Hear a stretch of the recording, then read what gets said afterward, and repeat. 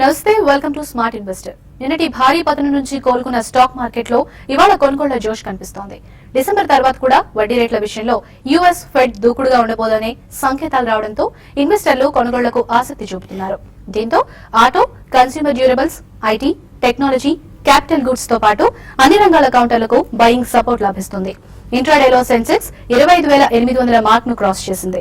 Nifty ప్రధాన షేర్లలో Bajaj auto, Hero MotoCorp, HCL Technologies, Tech Mahindra, Reliance Industries లాభాల్లో ఉండగా Idea, doctor Reddy's, Bank of Baroda, Sun Pharma, హిండాల్కోలు నష్టాల్లో ఉన్నాయి.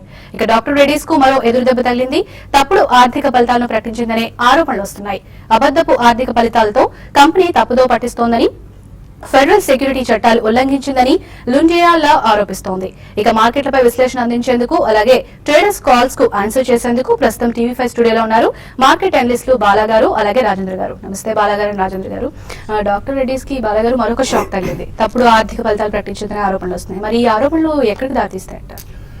బేసికలీ అంత బేస్లెస్ ఎలిగేషన్ లాగానే కనిపిస్తున్నాయండి on the face of it. ఎందుకంటే ఇట్స్ ఎ లా ఫార్మ్, అది రెగ్యులేటరీ ఇష్యూ కాదు, or maybe falsification of data కానీ ఇటువంటిది ఏదైనా ఉంటే ఫస్ట్ రెగ్యులేటర్ వాళ్ళు యాక్షన్ తీసుకోవాలండి. రీసెంట్లీ మనకి యుఎస్ ఎఫ్డిఏ వాళ్ళది 2 ప్లాంట్స్ మీద 483 లెవెల్లోనే ఆగిపోయారు. దాని తర్వాత ఇంపోర్ట్ అలర్ట్ కూడా ఇయ్యలేదు. కాబట్టి ఇవన్నీ మనం కన్ఫర్మ్ చేసుకుంటే we cannot really say that it is true. And definitely I think ఇవన్నీ కూడా చాలా ఎస్టాబ్లిష్డ్ ఆడిటర్స్ వీళ్ళన్నీ చేస్తుంటారు కాబట్టి సో ఫాల్సిఫికేషన్ ఆఫ్ అకౌంట్స్ అనేది అంత ఈజీగా మనం పట్టించుకునేది కాదు. Because this is a pharmaceutical company which is manufacturing and exporting goods. Unlike ఏదైనా సర్వీసెస్ కంపెనీ అయితే ఏదైనా కొద్దిగా ఫర్జింగ్ ఆఫ్ అకౌంట్స్ అటువంటిది ఉండొచ్చు అనే ప్రమేయం మనకి రావచ్చు, అటువంటి ఆలోచన భావం. బట్ ఇదంతా కంప్లీట్లీ గూడ్స్ ఎక్స్పోర్ట్ చేస్తారు. There is some physical nature of goods involve కాబట్టి అంత ఈజీగా మనం పట్టించుకోవడానికి లేదు. ఐ థింక్ కమ్అట్ కంపెనీ వాళ్ళు దే విల్ కమ్అట్ అండ్ గివ్ ఎ రీజాయింటర్ అండి. అప్పటిదాకా I don't think knee jerk reaction అనేది జరిగింది, మళ్ళీ కొద్దిగా పుల్ బ్యాక్ వచ్చింది. బట్ ఐ డోంట్ థింక్ దీని పరంగా మాత్రం మేజర్ గా స్టాక్ ప్రైస్ లో అంత కదలికలు ఉంటాయని నేను అనుకోను. అయితే కొద్ది రోజుల క్రితమే ఎఫ్డిఏ నోటీస్, మళ్ళీ ఇప్పుడు మరి ఇలాంటి ఆరోపణలు, మరి డాక్టర్ రెడ్డీస్ కోలుకోవడానికి ఎంతకాలం పడుతుంది?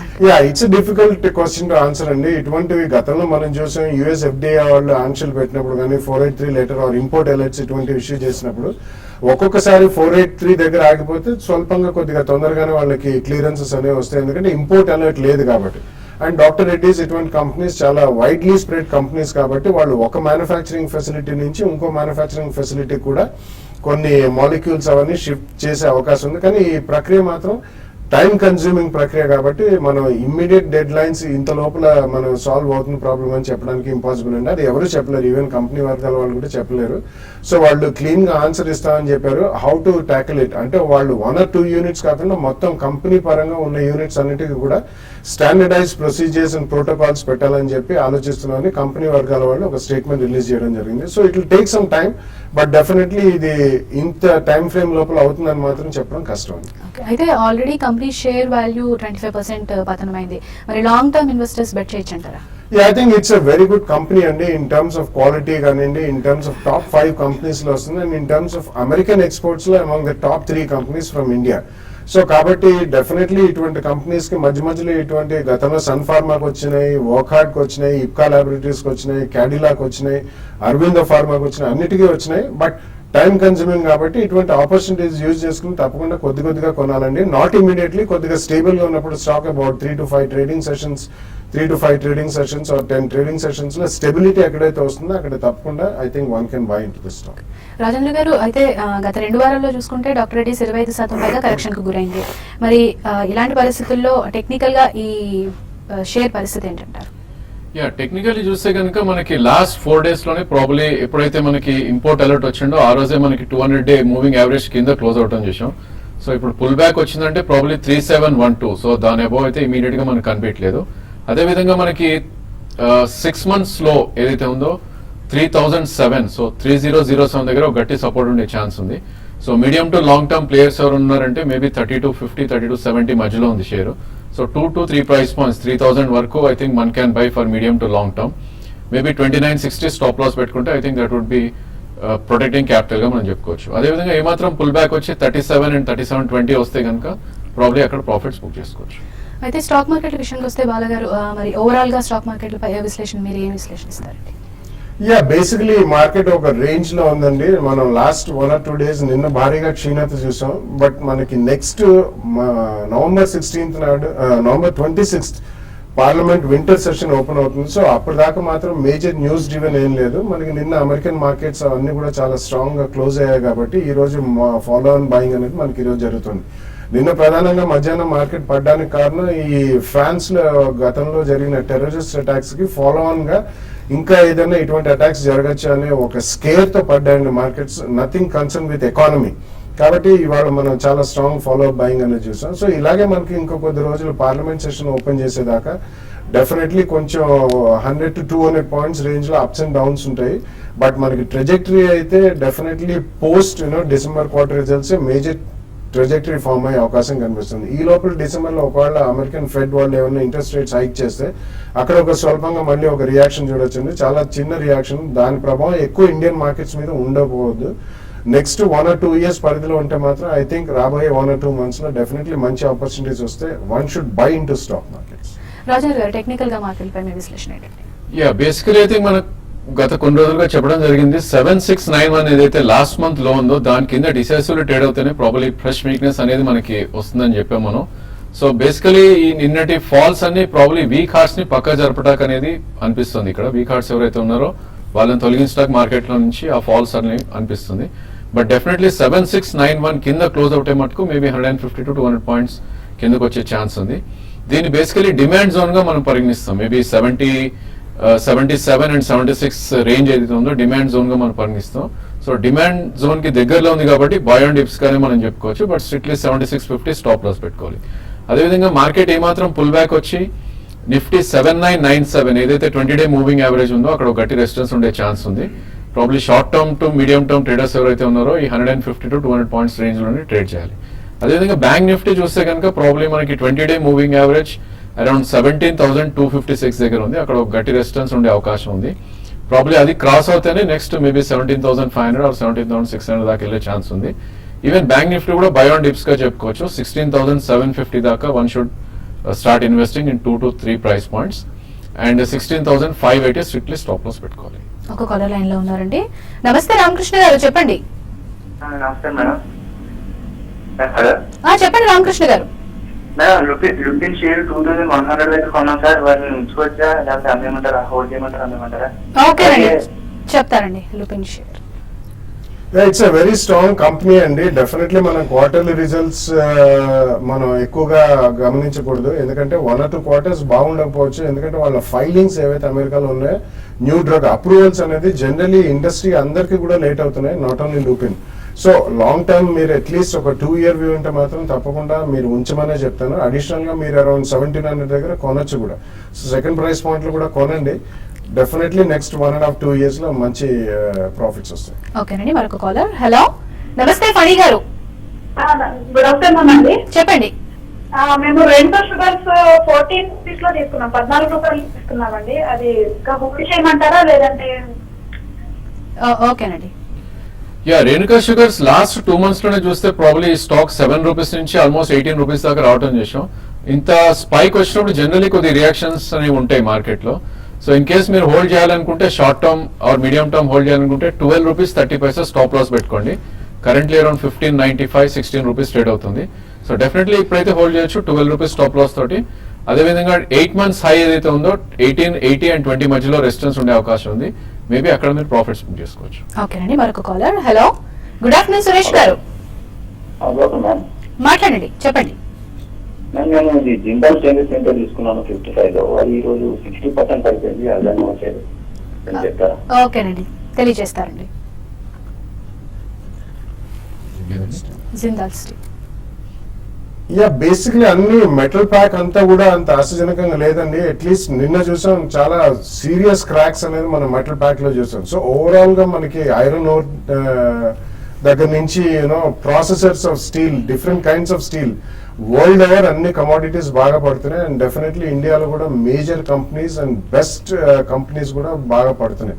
సో ఈ కాంటెక్స్ట్ లో ఏదైనా బౌన్స్ వచ్చినప్పుడు I think you should come out of the metal pack అండి. ఇమీడియట్లీ మాత్రం ఫోర్సియబుల్ ఫ్యూచర్ లో అంత గ్రోత్ వచ్చే అవకాశం కనిపించలేదు. ఓకేనండి. మరొక కాలర్ ఉన్నారు. హలో గుడ్ ఆఫ్టర్నూన్ తారక్ గారు, గుడ్ ఆఫ్టర్నూన్ అండి. చెప్పండి.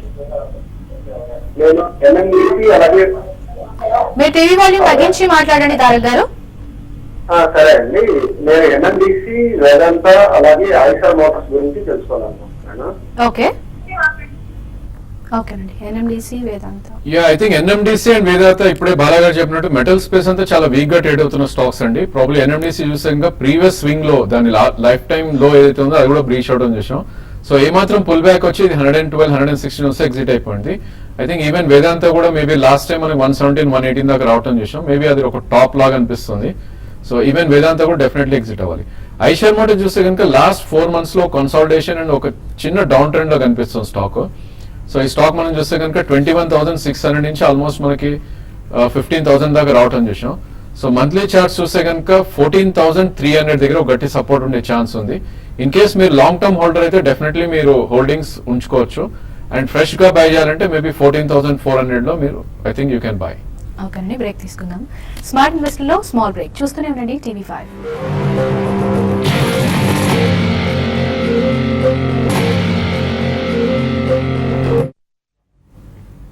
Welcome back. మరొక కాలర్ ఉన్నారండి. హలో హలో మేడం, మేడం నమస్తే నారాయణ గారు, చెప్పండి. మేడం రాజేంద్ర సార్ అడుగుతున్నాను. మదర్సన్ సుబే 290 కాల్ ఆప్షన్స్ ఉన్నాయి మేడం నా దగ్గర. అవి హోల్డ్ చేయొచ్చా లేదా? Hero motor corp 2650 call option తీసుకోవాలనుకుంటున్నాను. ఓకే రాజేంద్ర గారు. యా, మదర్సన్స్ మీరు చూస్తే కనుక ప్రాబ్లీ 287 ఏదైతే 2 weeks హై ఉందో ప్రాబ్లీ అది బ్రేక్ అవుతే కనుక మేబీ 309 to 310 వెళ్ళే అవకాశం ఉంది. సో ప్రాబ్లీ డెఫినెట్లీ మీరు ఇక్కడైతే హోల్డ్ చేయొచ్చు.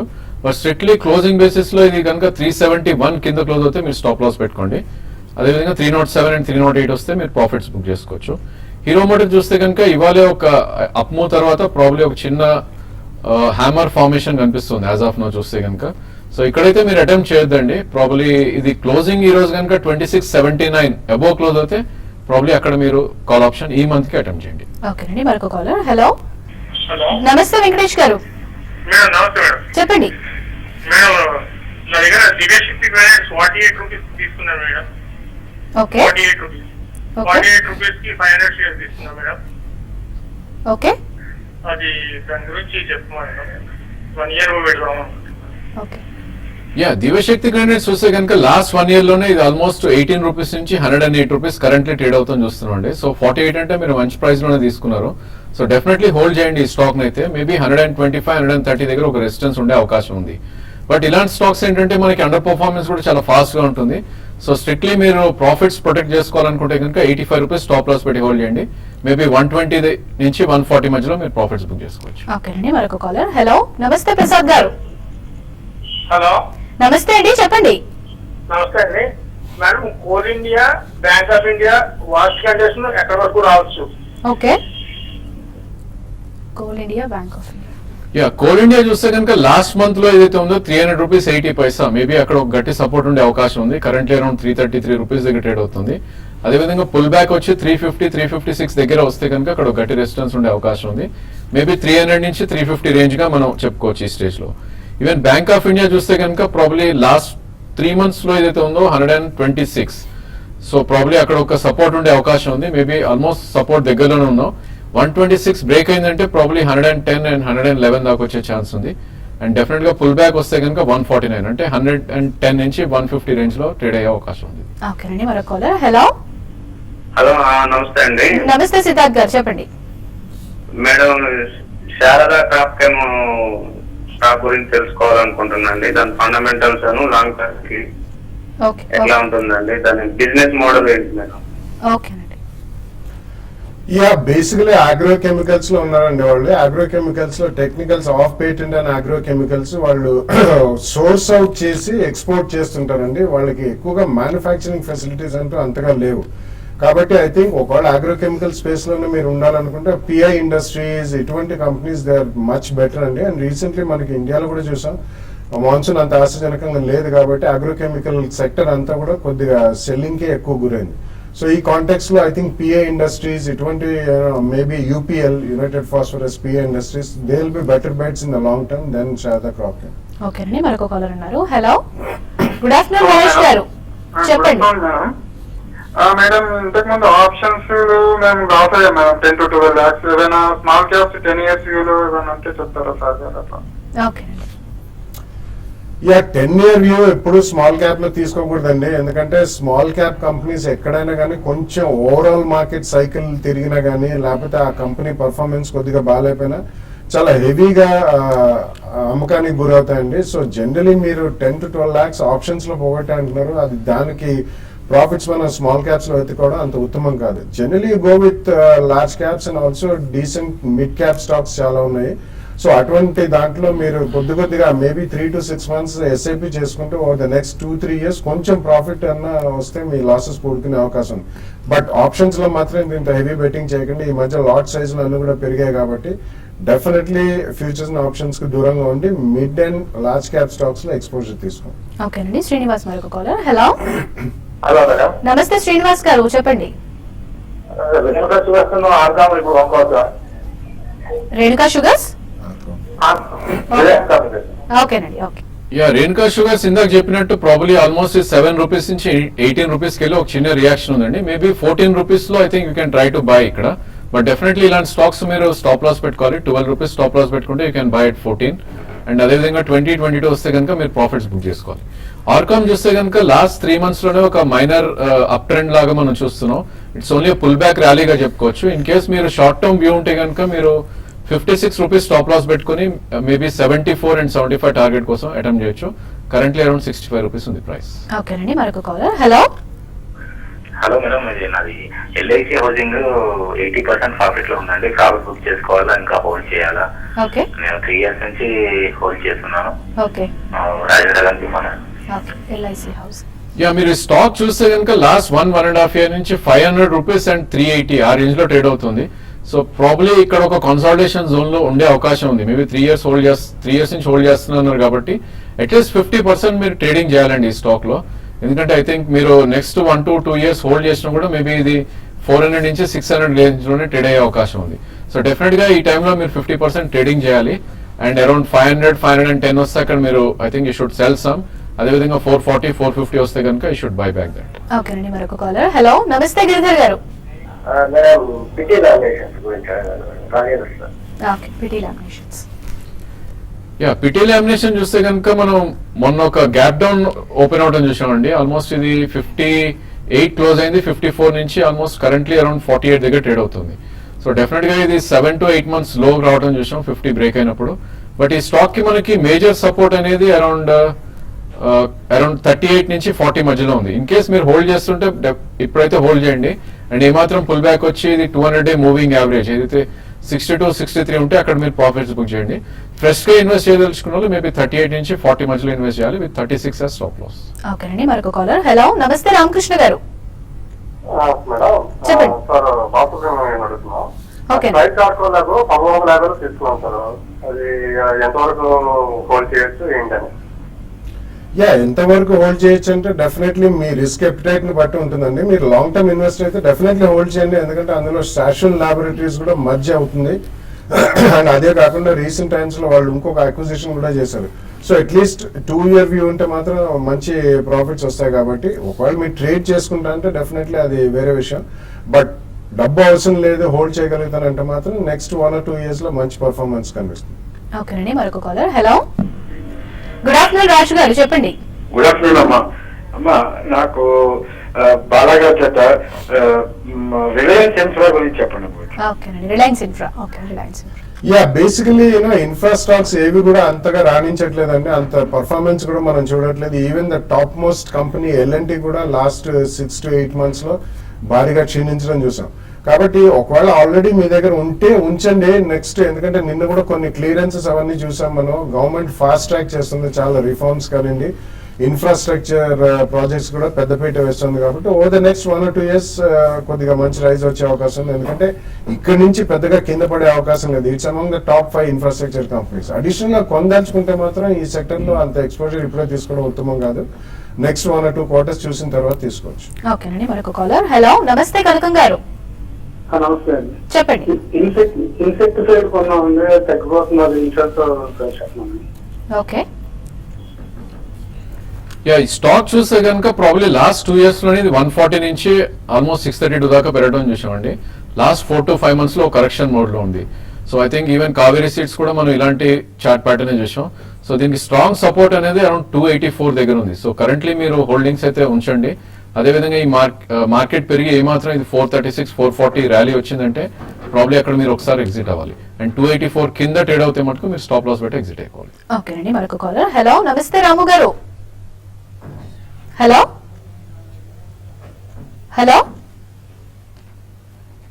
హలో నమస్తే రాము గారు, నమస్తే అండి. చెప్పండి. ఇది అపోలో టైర్స్ గురించి తెలుసుకుందాం అనుకుంటున్నాను మేడం. ఓకే. దీని ప్రజెంట్ అపోలో టైర్స్ ఈ రేట్ లో బై చేయొచ్చా? అదే విధంగా ఫర్ ఎగ్జాంపుల్ ఒక చార్ట్ ను మనం అనలైజ్ చేస్తున్నప్పుడు ఓకే, స్టాక్స్ పెరగడం అదే విధంగా స్టాక్స్ తగ్గడం కానీ ఇవంతాను ఆపరేటర్స్ ను బేస్ చేసుకొని ఉంటుందా? అది ఏ విధంగా ఫామ్ అవుతుందండి చార్ట్స్ లో? ఓకే. యా, ఐ థింక్ మీరు టైర్ ప్యాక్ లో చూస్తే కనుక one of the weakest stock అండి అపోలో టైర్. సో డెఫినెట్లీ ఇదైతే అవాయిడ్ చేయండి. ఇన్ కేస్ మీకు టైర్ స్పేస్ లో ఉండాలనుకుంటే maybe C8 is a better chart అని చెప్పొచ్చు. మేబీ C8 లో ఒక 5 to 7% కరెక్షన్ వస్తే C8 మీరు యాడ్ చేసుకోండి. 2 to 3 years వ్యూ ఉంటాయి. సో మీరు చార్ట్ ప్యాటర్న్స్ ఏదైతే ఉన్నారో ఇది ఆపరేటర్ కానీ ఇండివిజువల్ కానీ లేదంటే ఫండ్స్ కానీ ఏది ఎవరు కొన్నారు అమ్మినా కూడా మనకి అది only price and volume reflect అవుతుందండి. Chart is only price and volume. So operator కి ఇట్లాంటి వాటికి సంబంధం లేదు. ఓన్లీ థింగ్ మనం ఏం చూడాలంటే ఏ స్టాక్ అయితే అట్లీస్ట్ మనకి డీసెంట్ వాల్యూమ్స్ ఉంటాయో, maybe per day 10 lakh 20 lakh ఉంటాయి, అలాంటి చార్ట్స్ మనకి రియల్ చార్ట్స్ అనిపిస్తాయి. అదేవిధంగా కొన్ని స్టాక్స్ ఉంటాయి ఏవైతే 2000 3000 పర్ డే ట్రేడ్ అవుతాయి అండ్ సడన్లీ మనకి 2 lakhs 3 lakhs వాల్యూమ్ కనిపిస్తాయి. అలాంటి చార్ట్స్ అలాంటి స్టాక్స్ లో చార్ట్ ప్యాటర్న్స్ మేబీ డిస్టర్బ్డ్ ఉంటాయి అండ్ దానిలో ఆపరేటర్ యాక్టివిటీ ఎక్కువ ఉండే ఛాన్స్ ఉంది. ఓకేనండి, మరొక కాలర్. హలో, గుడ్ ఆఫ్టర్నూన్ మూర్తి గారు, నమస్తే అండి. చెప్పండి. సార్, గల్ఫ్ ఆయిల్ లుబ్రికెంట్స్ వచ్చి ఈ మధ్య మూవ్మెంట్ లేదండి స్టాక్ ప్రైస్ అని. ఇప్పుడు ప్రజలకు ఆ ప్రైస్ వచ్చి అంటే ఎవరేజ్ చేసుకోవడానికి ఓకేనండి, లేకపోతే ఏమన్నా తగ్గి పెరిగే అవకాశం?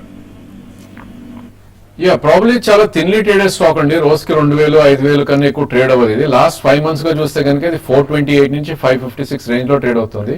సో డెఫినెట్లీ మీరు లాంగ్ టర్మ్ ప్లేయర్ అయితే ఉంచవచ్చు అండి. In case you want to buy momentum stocks ఏమైనా తీసుకోవాలంటే మేబీ కొద్ది కరెక్షన్ వచ్చినప్పుడు మార్కెట్ లో ఇది గల్ఫ్ ఆయిల్ నుంచి మేబీ అశోక్ లేలాండ్ కానీ ఇంకా లేదంటే మదర్సన్ సుమి ఈ 2 స్టాక్స్ లో మీరు షిఫ్ట్ అవుతే మేబీ రిటర్న్ ఆన్ క్యాపిటల్ దీనిలో కన్నా వాటిలో ఎక్కువ ఛాన్స్ ఉంది. బట్ 50% మీరు డైవర్స్ చేయండి. ఓకేనండి, మరొక కాలర్. హలో, నమస్తే సత్యబాబు గారు, చెప్పండి. సార్, మన కాస్టెక్స్ టెక్నాలజీస్ షేర్లు కొనుక్కున్నానండి. ఓకే. 250 లో కొనవచ్చా మేడం అది? ఓకేనండి. యా, బేసికలీ ఈ గ్రూప్ కి సంబంధించిన స్టాక్స్ అన్ని కూడా బాగా హెవీ సెల్లింగ్ కి గురై ఆల్మోస్ట్ 80% ప్లస్ లూజ్ అయినండి వాల్యూ.